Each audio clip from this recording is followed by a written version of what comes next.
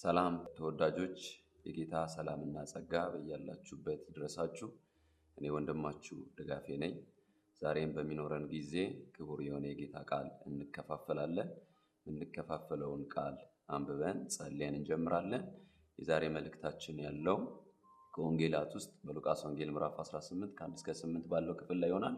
አብረን እናነበዋለን። አዲሱ መደበኛ ትርጉም ላይ ነው የማነበው።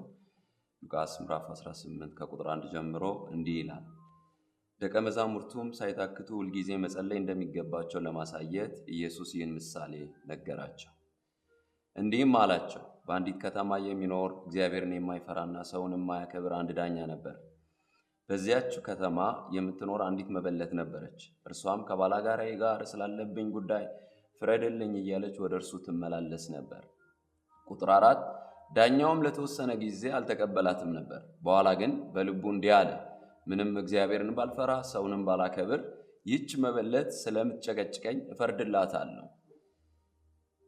አለዚያ ዘወትር እየተመላለሰች ታሰለቸኛለች። ጌታም እንዲህ አለ፣ አመፀኛ ዳኛ ያለውን ስሙ።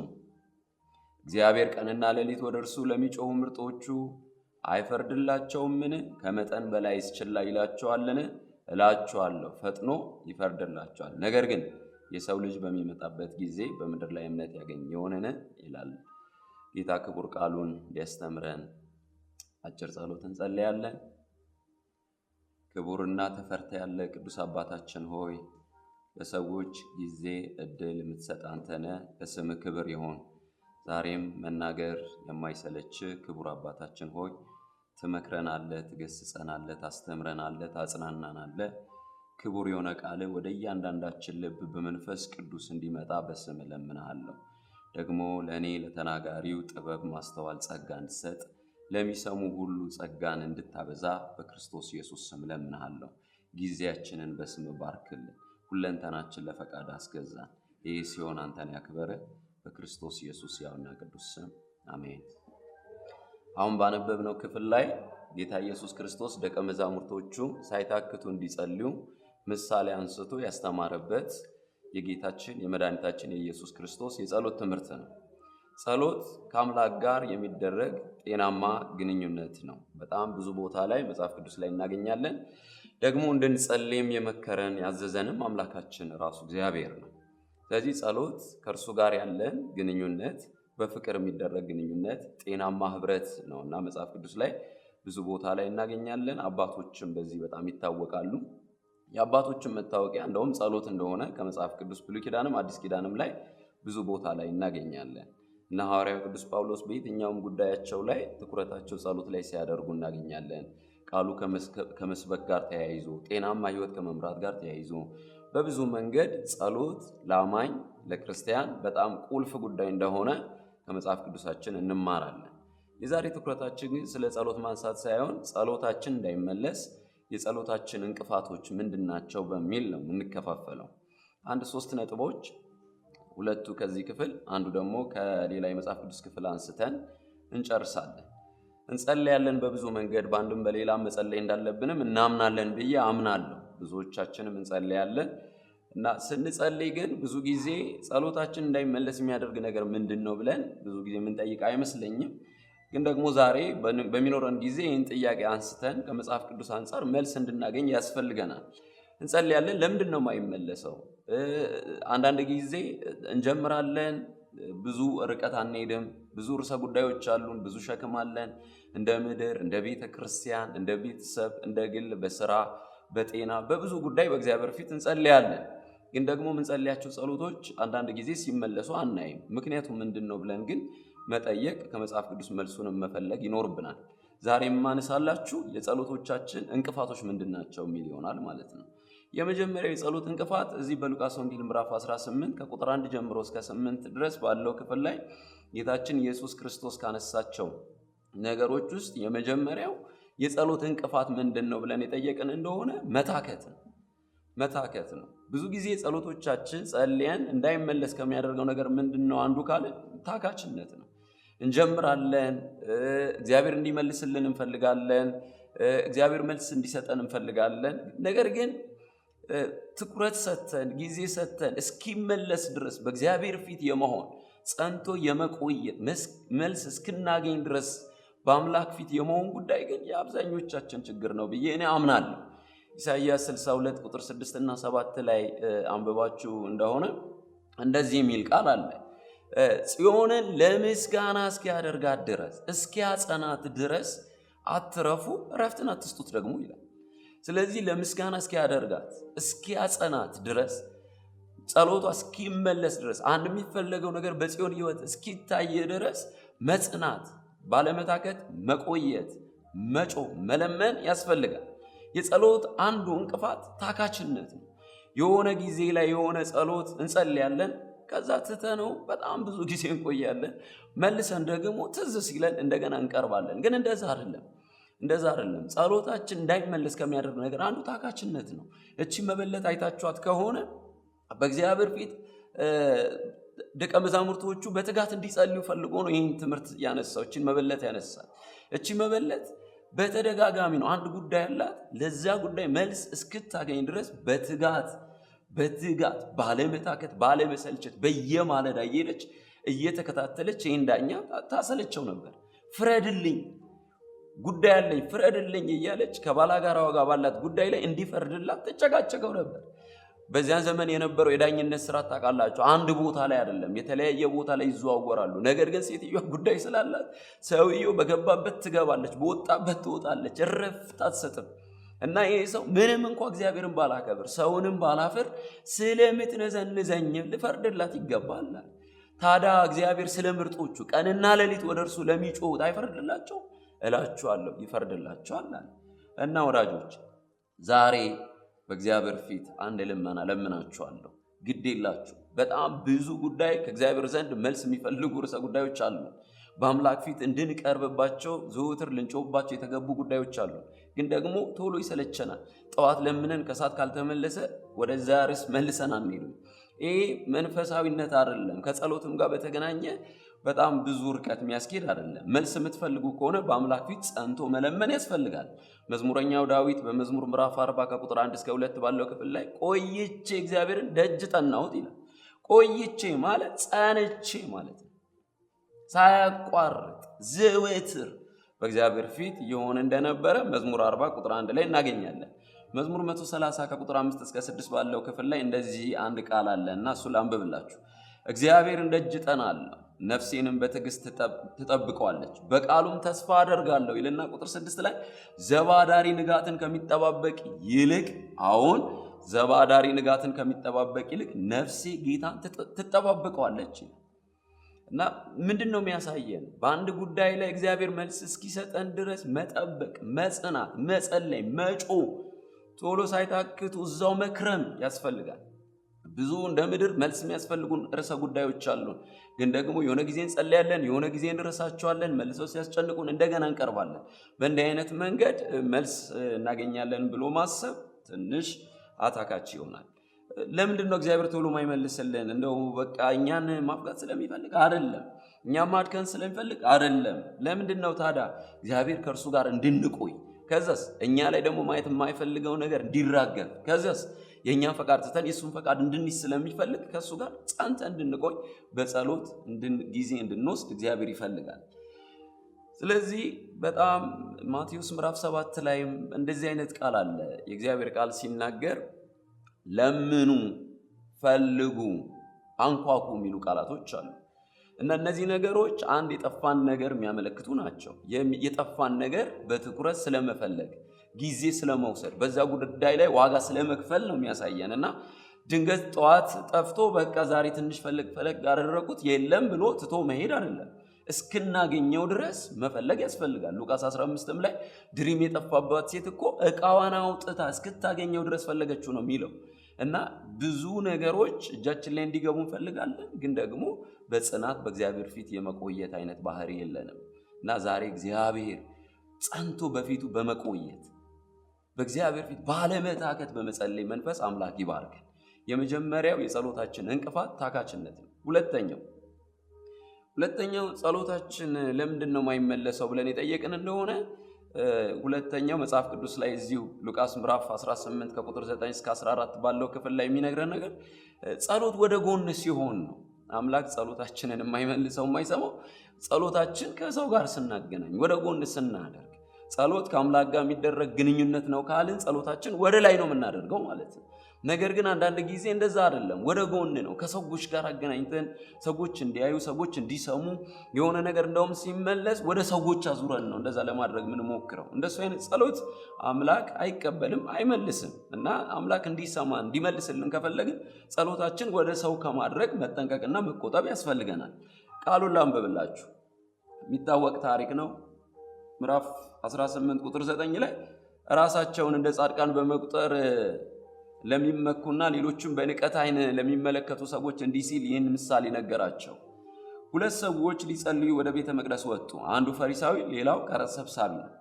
ፈሪሳዊ ቆሞ ስለ ራሱ እንዲህ ይጸልይ ነበር። እግዚአብሔር ሆይ እኔ እንደ ሌላው ሰው ሁሉ ቀማኛ፣ አመፀኛ፣ አመንዝራ ይልቁንም እንደዚህ ቀረጥ ሰብሳቢ ባለመሆኔ አመሰግንሃለሁ። በሳምንት 2 ጊዜ ጾማለሁ፣ ከማገኘው ሁሉ አስራት አወጣለሁ ብሎ ይሄ ሰው ስለ ራሱ አስራት ስለማውጣቱ በሳምንት 2 ቀን ስለመጾሙ ምናምን እያነሳ ከዛስ እንደዚህ ቀራጭ ደግሞ በህይወቱ ደካማ ነው ብሎ የሚያስበው ከጎኑ ያለውን ሰው ህይወት ታሪክ እያነሳ እንደዚህ ሰው ስላላደረከኝ ደግሞ እኔ ከሱ የተሻለ የህይወት ጽድቅ አለኝ። ምንድነው የህይወት ጽድቁ? አስራት አወጣለሁ እና በሳምንት 2 ቀን ደግሞ ጾማለሁ እና የኔ ህይወት ከሱ የተሻለ ነው ብሎ በአምላክ ፊት ይጸልያል። በእርግጥ ሲታይ ጸሎት ነው። ምክንያቱም የመጣው ወደ ቤተ መቅደስ ነው። በአምላክ ፊት ጸሎት ወደሚቀርብበት ቦታ ነው የመጣው። የቦታ ስተት የለበትም ሰውየው። ደግሞ እየጸለየ ነው። በጣም የሚገርም ነው። እንደዚህ ማድረጉ ደስ ይላል። በእግዚአብሔር ፊት መሆኑ ደስ ይላል። ግን ደግሞ የሆነበት መንፈስ ግን ደስ አይልም።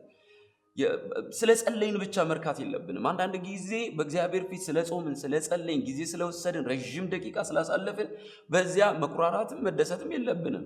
አንዳንድ ነገር ላይ ጥንቃቄ ካላደረገ ጸሎታችን ሊያዘገይ ይችላል። ምንድነው እርሱ ብላችሁ የጠየቃችሁ እንደሆነ ጸሎት ወደ ጎን ሲሆን አምላክ ጸሎትን አይሰማም። ጸሎት ወደ ጎን ሲደረግ አምላክ በዚህ ጉዳይ ላይ ደስተኛ አይሆንም። ጸሎቶቻችን ከሰዎች ጋር አገናኝተን አይደለም መጸለይ ያለብን። ይሄ ሰው አይታችሁት ከሆነ እንደዚህ ሰው አይደለም ይላል። በጣም የሚገርም የአምልኮ ህይወት እኮ ነው ይዞ የቀረበው። በአምላክ ፊት ሊቀርብ የሚችል መስዋዕት ይዞ ቀርቧል። አመስጋኝ ነው። የምስጋና ነገር አቅርቧል። ግን ያመሰግንበት መንፈስ ደስ አይልም። ለምስጋና ምክንያት ያደረገው ምንድነው? እንደዚህ ሰው ስላላደረከኝ ነው የሚለው። አስራት ማውጣቱ ጥሩ ነው። የብሉይ ኪዳን የአምልኮ ስርዓት ነው። ግን ደግሞ በንጽጽር ነው እያቀረበ ያለው። እንደዛ እንዲያደርግ የአምላክ ፈቃድ አይደለም። የአምላክ ፈቃድ አይደለም። ከልብ የሆነ መስዋዕት ነው አምላክ እንድናቀርብለት የሚፈልገው። ይህ ሰው ከዚህ የጎደለ ህይወት ይዞ ነው በአምላክ ፊት የቀረበውና ጸሎቶቻችን በጣም ከሚከለክሉ ነገሮች አንዱ ጸሎት ወደ ጎን ሲደረግ፣ ጸሎት ከሰዎች ጋር አገናኝተን ስናቀርብ አምላክ በዚህ ደስተኛ አይደለም። ንጹህ አምልኮ ነው ጸሎት። ከአምላክ ጋር የሚደረግ ግንኙነት ነው እና ብዙ ያደረግነው ብዙ የሰራ ነው ብዙ የሆነውን ነገር ዝርዝር የማቅረብ ጉዳይም አይደለም። እንደዛ በአምላክ ፊት ዝርዝር የምናቀርብበት የህይወት ስርዓት አያስፈልገንም። ጽድቅ፣ ታማኝነት በአምላክ ፊት ያለ የልብ መፍሰስ እንጂ ከሰዎች ጋር እያገናኙ የሚደረጉ ነገሮች አይደሉም። በዚህም ዘመን በብዙ መንገድ እየከሰርንባቸው ያሉ ነገሮች እነዚህ ናቸው። ጎረቤቶቻችን እያየን፣ ስራ ቦታ ካጠገባችን ያሉ ሰዎች እያየን፣ አገልግሎት ላይ ከኛ አጠገብ ያሉ አገልጋዮችን እያየን እንደዚህ ስላዳር በጣም አደገኛ ነው ወዳጆች። እንደዚህ አይነት ነገሮች በጣም አደገኞች ናቸው። ስለዚህ ጸሎቶቻችን ይከለክላሉ፣ መልስ ወደኛ እንዳይመጣ ያደርጋል እና ከእንደዚህ አይነት የህይወት ስርዓት በጣም ልንጠነቀቅ ያስፈልገናል። እኔ ወንድማችሁ ልመክራችሁ እወዳለሁ። ከእንዲህ አይነት ከንቱ የሆነ ህይወት እግዚአብሔር በኢየሱስ ስም ይጠብቀን። አምላክ በመንፈሱ በኢየሱስ ስም ይጠብቀን። ተወዳጆች፣ ምክሬ በጣም በጥንቃቄ እንድትሰሙ አደራ ልላችሁ እወዳለሁ። ጸሎት ወደ ጎን አይጸለይም። የሚጸለይ ወደ አምላክ ነው። አምላክ ሰምቶ እንዲመልስልን የምትፈልጉ ከሆነ ወደ ጎን ከምትጸልዩ የጸሎት ስርዓት መልሱና ወደ አምላክ አድርጉ። የመጨረሻው ሶስተኛው ጸሎታችን ለምንድን ነው የማይመለሰው? የጸሎታችን እንቅፋት ምንድነው ብላችሁ የጠየቃችሁ እንደሆነ መጽሐፍ ቅዱስ የሚነግረን በጥርጣሬ የሚደረግ ጸሎት ነው። በጥርጣሬ የሚደረግ ጸሎት ነው። መጠራጠር ማለት አለማመን ብቻ ማለት አይደለም። መጠራጠር ማለት አለማመን ብቻ ማለት አይደለም። ከአለማመን ጋር የመመሳሰል ነገር የመቀራረብ ነገር ቢኖረው መጠራጠር ማለት በሁለት ሐሳብ መሆን ማለት ነው። ይሄኛውም ሊሆን ይችላል ያኛውም ሊሆን ይችላል ብሎ በማመንታት ልብ በአምላክ ፊት መቅረብ ማለት ነው መጠራጠር እንጂ ጥርጣሬ ማለት አለማመን ማለት አይደለም። ጥርጣሬ ማንኛውም አማኝ በህይወት መንገድ ሊገጥሙ ይችላል። ምክንያቱም በተለያየ መንገድ ስትራግሎች በህይወታችን ላይ ስለሚያልፉ አንዳንድ ጊዜ እንጠራጠራለን። እንጠራጠራለን። ደግሞ አይመልስም ብለን ካሰብን የአምላክ ክንድ አይተናል። ከዚህ በፊት በብዙ መንገድ ጸሎቶቻችን ሰምቶ ሲመልስልን አይተናል። ደግሞ ይሰማን ብለን ደግሞ በደንብ አድርገን ስጥት ብለን እንዳንኖር ደግሞ ተራራው ከባድ ይሆናል። በእንዲህ አይነት የህይወት ስርዓት ውስጥ ስንሆን ያለ ህይወት ማለት ነው።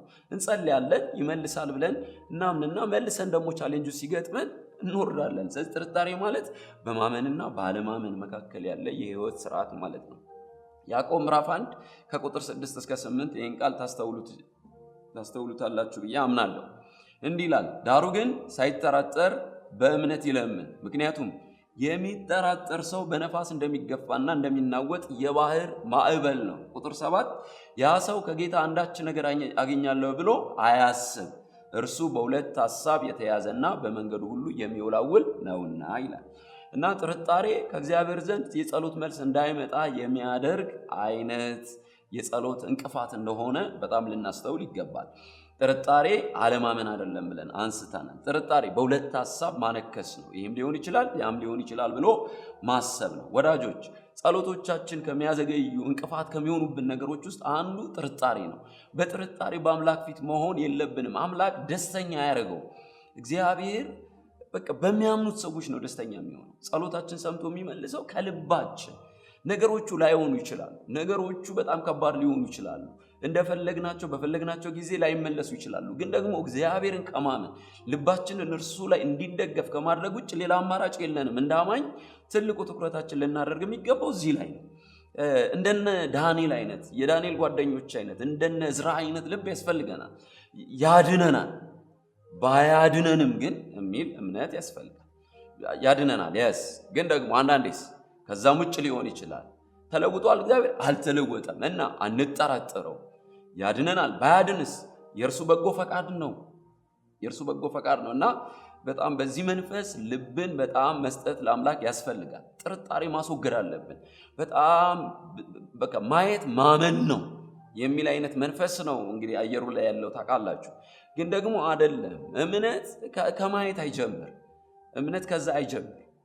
የሌለን እግዚአብሔር ያደርጋል ብሎ ከማሰብ ነው የሚጀምረውና በጣም ሩቅ ለሩቅ ነው። የሚያየው ነገር ማመን ምን ከባድ ነው። የምናየው ነገር ማመን እኮ ከባድ አይደለም። ግን ደግሞ ባይኖርም ግን አምላካችን የታመነ አምላክ ስለሆነ ያደርጋል ብሎ ልብ እሱ ላይ መጣል ያስፈልጋል። እሱ ነው እምነት እና አንዱ የጸሎታችን እንቅፋት እሱ ነው። ከጸሎቶቻችን እንቅፋት ልባችንን መጠበቅ ይኖርብናል ብዬ ላሳስባችሁ እወዳለሁ እና ዛሬ ከእግዚአብሔር ቃል ለማየት የሞከርነው ምንድን ነው? የጸሎት እንቅፋቶች አሉ። በጣም ብዙ ጊዜ እንጸልያለን። በዛው በጸለይነው ልክ ግን መልስ ወደ እጃችን ሲገባ አናይም። ምክንያቱም ብዙ ሊሆን ይችላል። እኔ ግን እንደ ወንድም የእግዚአብሔርን መንፈስ በልቤ ላይ እንዳስቀመጠውና እኔም በህይወቴ ላይ ከፈተሽኳቸው ነገሮች ተነስቼ እነዚህ ነገሮች ነው ዛሬ ለእናንተ ላቀርብላችሁ የወደድኩት። ምንድን ነው ከተባለ የጸሎት እንቅፋቶች ብዙ ሊሆኑ ይችላሉ። ከመጽሐፍ ቅዱስ በጣም ብዙ ልናወጣ እንችላለን። በጣም ብዙ የሚናገራቸውም ነገሮች ስላሉ ማለት ነው። እኔ ግን ከብዙዎች ውስጥ እነዚህ 3 ነገሮች ለዛሬ እንደ መልእክት ይዤላችሁ ቀርቤያለሁ። አንደኛው ጥርጥር ነው።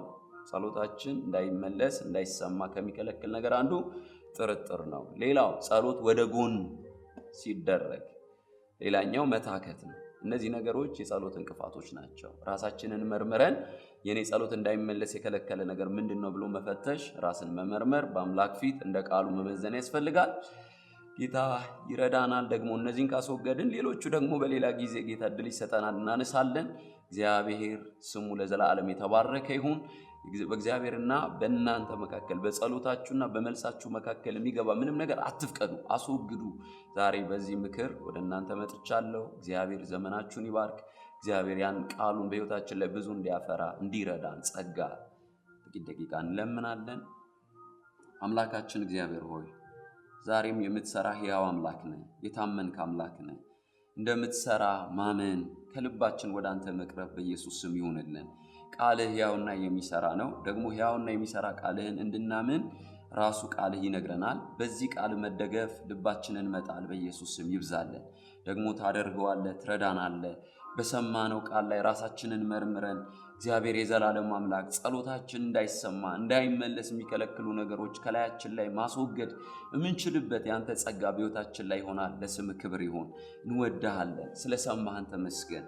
ደግሞ ማፍርተን በፊት ለምስጋና ስለምንቀርብ እናከብራለን። ይህ ሲሆን ክብር ላንተ ይሁን። በክርስቶስ ኢየሱስ ያውና ድንቅ ስም ጸልየናል። አሜን። ተባረኩ። እግዚአብሔር ጸጋ በሁለንተናችሁ ይሁን። ሻሎም